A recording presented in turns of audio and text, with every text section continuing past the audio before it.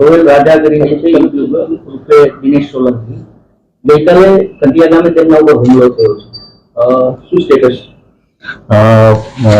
દિનેશ સોલંકી કરીને છે જે ગઈકાલે એમના મિત્રને ત્યાં ઘંટિયા પ્રાચી ગામે ગયા હતા અને એમની દરમિયાન અમુક લોકોએ અપહરણ કરી અલ્ટો ગાડીમાં લઈ જઈ અને એને ધાકધમકી આપેલ છે. આ જે દિનેશ સોલંકી છે એ પોતે સોશિયલ મીડિયા ઇન્ફ્લુએન્સર છે અને રોયલ રાજા કરીને ગ્રુપ ચલાવે છે. આખા બનાવનું મૂળ કારણ એવું છે કે જે સોશિયલ મીડિયામાં રાઇવલરી ચાલી રહી છે, ખાસ કરીને ફોલોઅર્સ મેળવવા માટે અથવા એકબીજાને નીચા બતાવવા માટે જે રાઇવલરી ચાલી રહી છે એમાં અને પૈસાની એમાં પણ એક પૈસાની લેતી દેતી પણ હતી. એ તમામ બાબતો ભેગી થઈ અને 12-13 આરોપી છે. એમાં અર્જુન સોલંકી છે, મિત રામ છે, પાર્થ રામ છે, પ્રવીણ રામ છે. આ બધા જ આરોપીઓ ભેગા થઈ એમને સાથે બળજબરી, ધાકધમકી, મારામારી અને અપહરણ કરેલ છે. એનો ગુનો પોલીસે ગઈકાલે દાખલ કર્યો છે.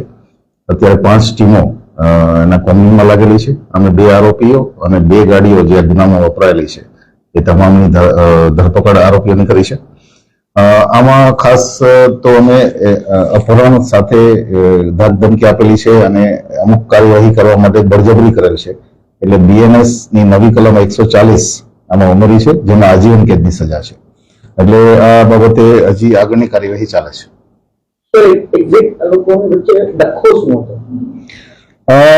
આમાં 2-3 એલિમેન્ટ છે. એક એલિમેન્ટ છે કે જે દિનેશ સોલંકી જે ફરિયાદી છે એ ફરિયાદી પોતે યુટ્યુબના માધ્યમથી અને ઇન્સ્ટાગ્રામ અને ફેસબુકમાં અલગ અલગ ટાઈપના વિડીયો બનાવીને મૂકે છે.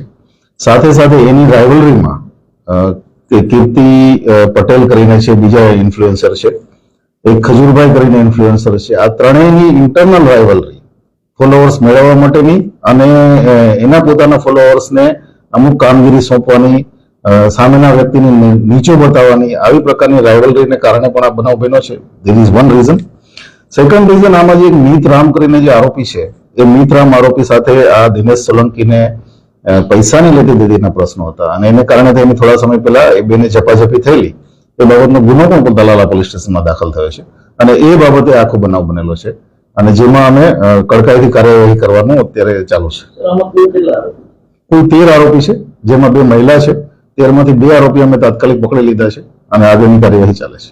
સર, હોસ્પિટલની અંદર જ્યારે પોલીસને નિવેદન લખાવ્યું ત્યારે એમને માર મારવામાં આવી રહ્યો હતો ત્યારે કોઈ સાથે વિડીયો કોલિંગથી વાત કરવામાં આવી હતી, મૂછો કાપવાની, વાળ કાપવાની એમને વાત કરી છે. એ ઘટનામાં શું છે?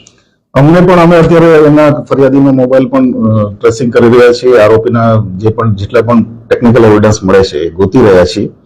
જે કંઈ પણ એમાં માહિતી મળશે અને જે કંઈ પણ એમાં કાર્યવાહી જે સત્ય હશે, જે રેકોર્ડિંગના આધારે જે પણ હશે, આગળની કાર્યવાહી કરવામાં આવશે.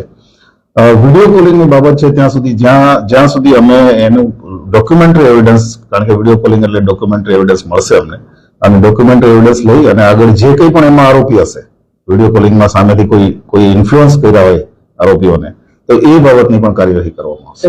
જે પીડિત છે એને કોઈ આવી માહિતી આપી છે કે વિડીયો કોલિંગથી કોઈ કીર્તિ પટેલને ફોન કર્યો અને એમના કહેવાથી એના વાળ અને મૂછના વાળ કાપી નાખ્યા, એવું કોઈ પોલીસને નિવેદન આપેલું?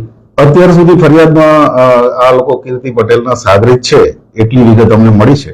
વિડીયો કોલિંગની વિગત અને બાકીની વિગત જે છે, જ્યાં સુધી અમને એવિડન્સ મળશે એના આધારે કાર્યવાહી થશે.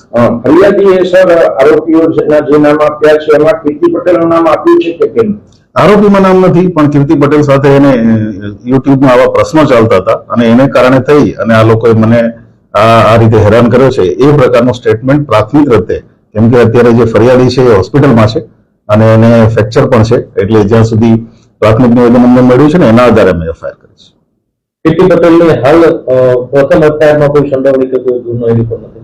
સ્પષ્ટ આપણે નહીં કહી શકું, ઇન્વેસ્ટિગેશનનો વિષય છે, પણ જ્યાં સુધી અમે ડોક્યુમેન્ટરી પ્રૂફ મળશે, જ્યારે પણ જેની પણ વિરુદ્ધમાં મળશે એની સામે પોલીસ કાર્યવાહી કરશે.